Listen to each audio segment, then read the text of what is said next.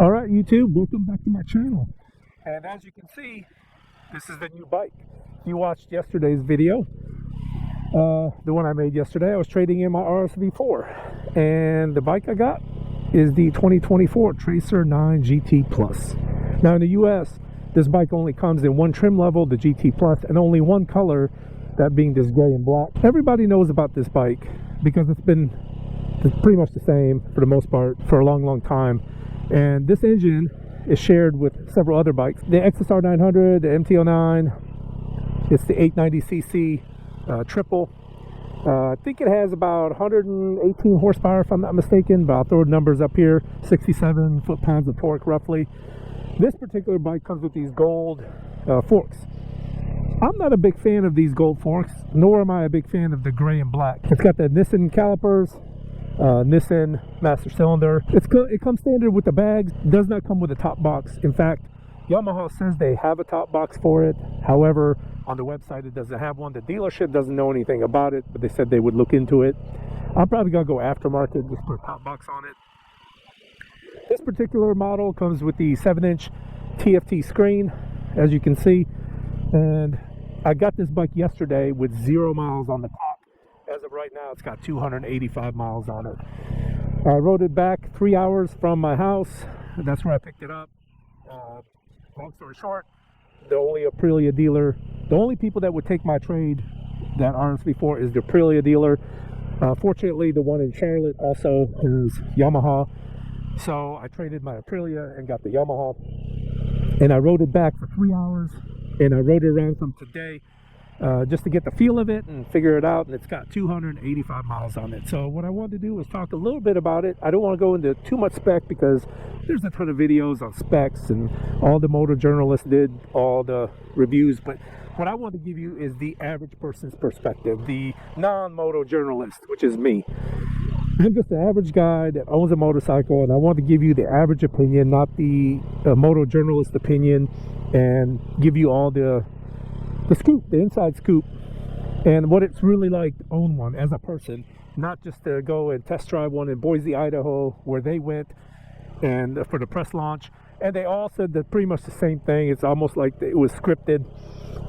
It was good information, and I liked it because I've seen them all, but they all pretty much said the same exact thing. In my next video, we'll talk about why I got this one and not a different bike.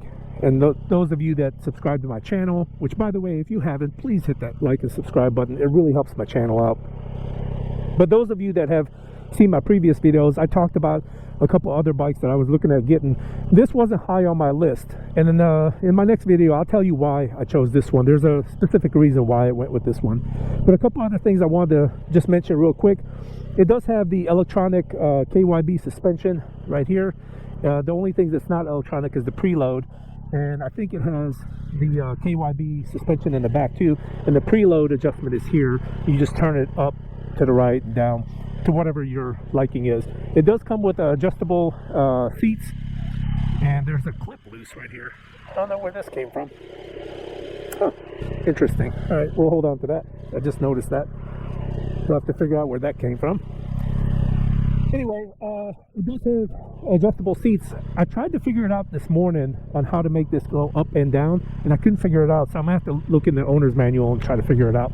But it can move up and down.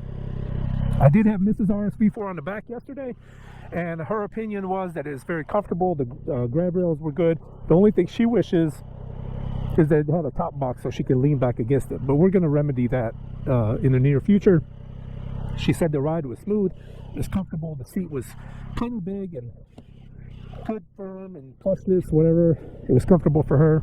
And the other good part is that having a passenger on my previous bikes, we pretty much touched front to back. I almost felt like she was a backpack for me. This one, we have a little bit of space, and she's got space so that she's not right on my back, leaning up against me and put more weight down. And it's more comfortable for both of us. Also, it keeps her head and her helmet from smacking against mine, which is really good. As far as the electronics go, again, 7-inch TFT screen, and it's got this little joystick right here, and you can go through and change like vehicle info, audio. You can put maps up here if you want, I do understand that you have to get the Garmin app and pay a subscription. I think it's like $5 a month, and then you can have navigation. I'm probably not going to do that. I'm not sure yet. I'm probably just going to use my phone.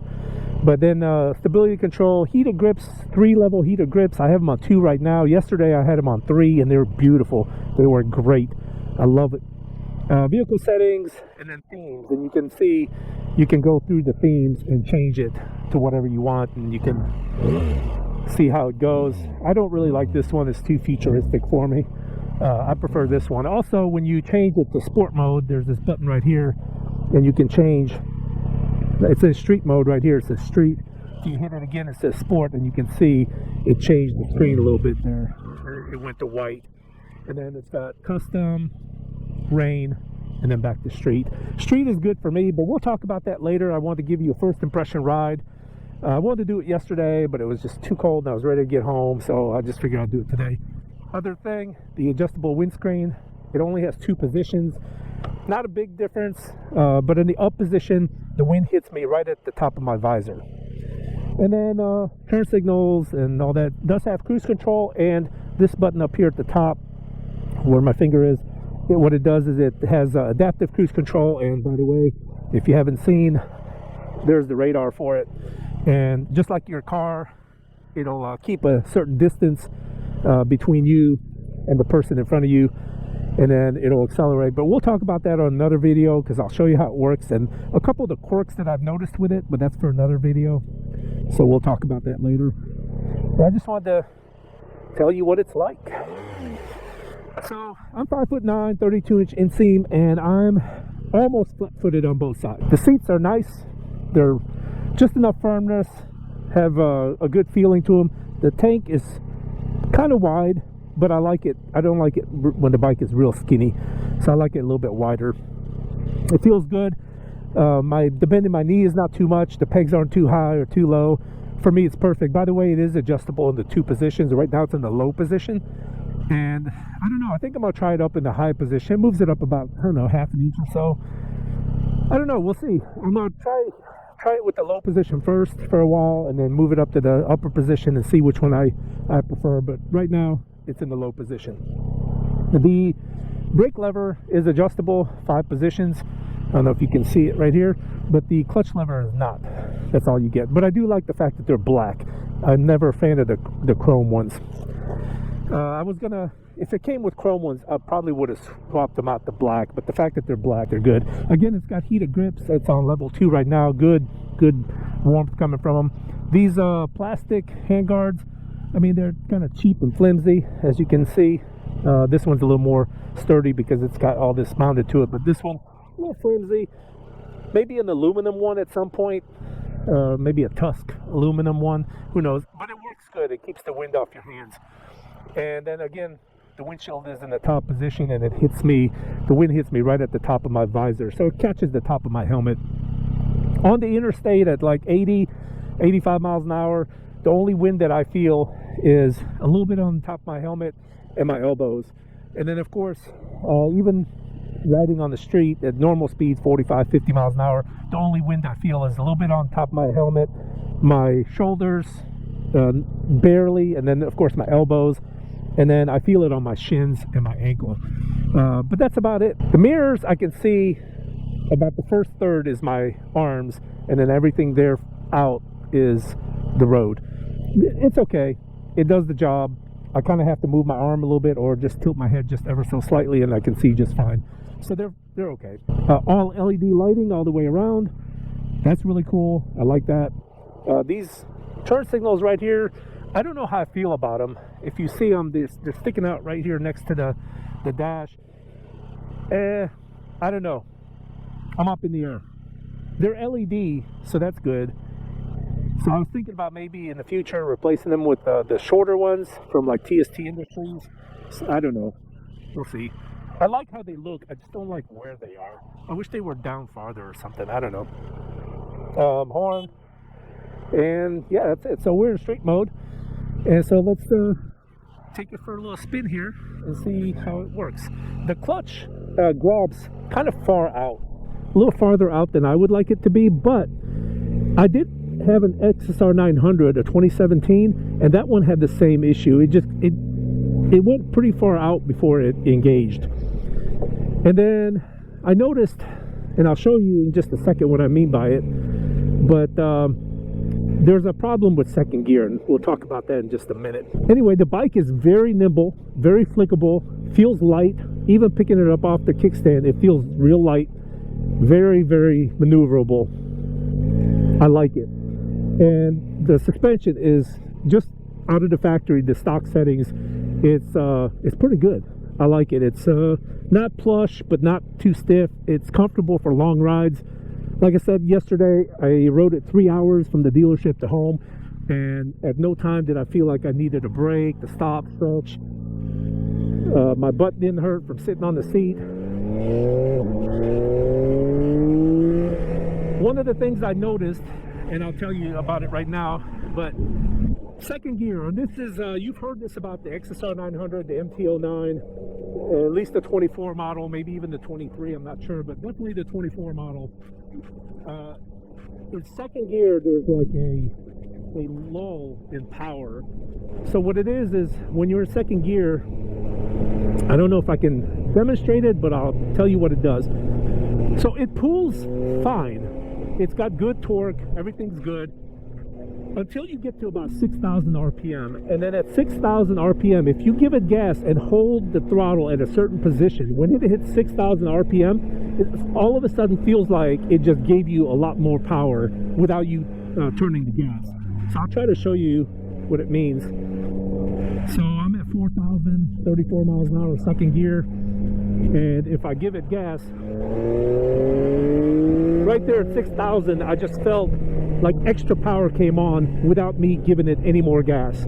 I gave it gas and held it there, and when it hit 6,000, it just all of a sudden took off. So I heard that was a Euro 5 emission thing, because they had to comply with Euro 5 emissions, but the way to fix that is to put an exhaust on it and get the ECU flashed, get it tuned, and it'll give you some more horsepower, a little bit more torque, but it will also fix that. The other thing it'll fix supposedly is, so I'm in second gear, street mode, cruising 40 miles an hour. Watch out, let off the throttle, get on the throttle, on and off. It literally jerks you. It's very jerky. And it's in street mode, it's not in sport mode. If you put it in sport mode, it's even more pronounced. So I would think, from everything I read and seen online, that the tune with the exhaust also fixes the snatchiness of the throttle. Some people said that snatchiness was gone. It is not. I can tell you right now, it's still there. And I'm gonna put it back in the street mode, but it is still there.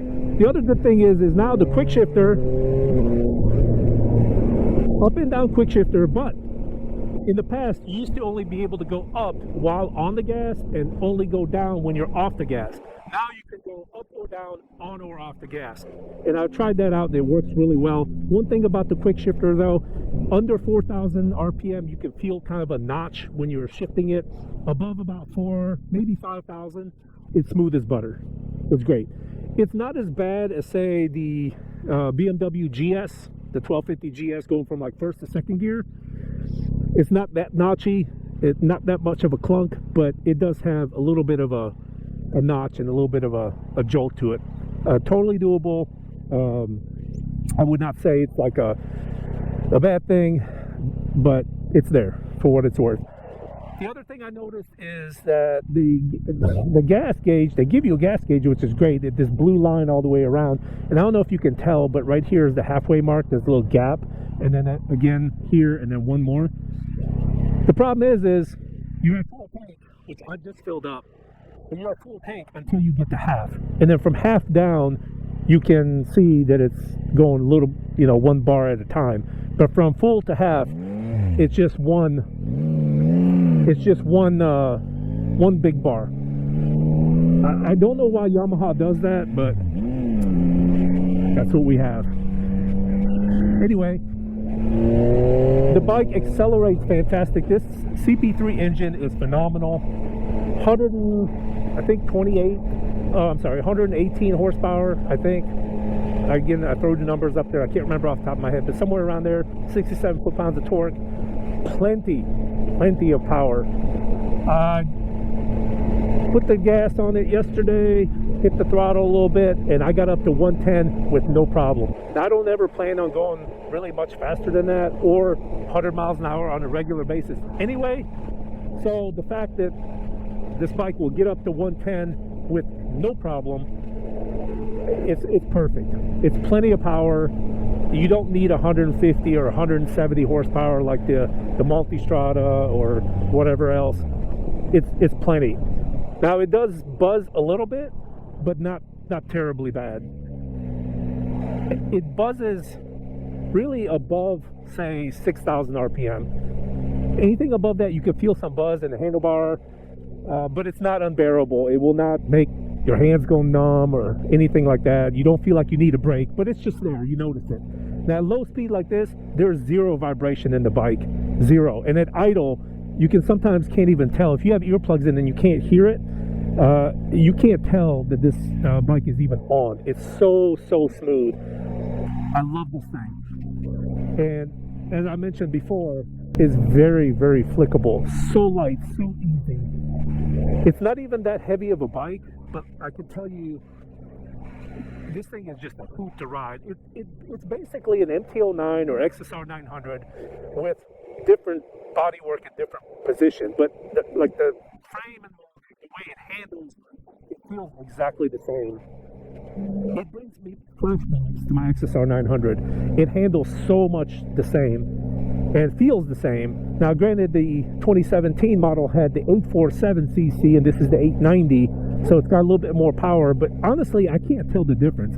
Maybe if I rode it back to back, I haven't had my XSR in a couple years now, so maybe if I rode both of them back to back, I could maybe tell a difference, but I don't know. It just now, I haven't rode it in a couple years, but it feels so much the same, and I still love this bike. Absolutely fantastic engine, and that's why a lot of people rave and rant about the MT-09 and the XSR 900 because they say it's such a fantastic engine, and I totally agree.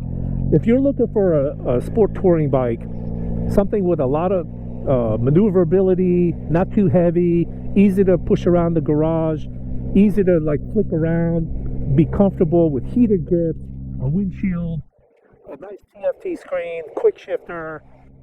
Did I say heated grips? Anyway, for the value of this bike, I think you can't go wrong. You really can't.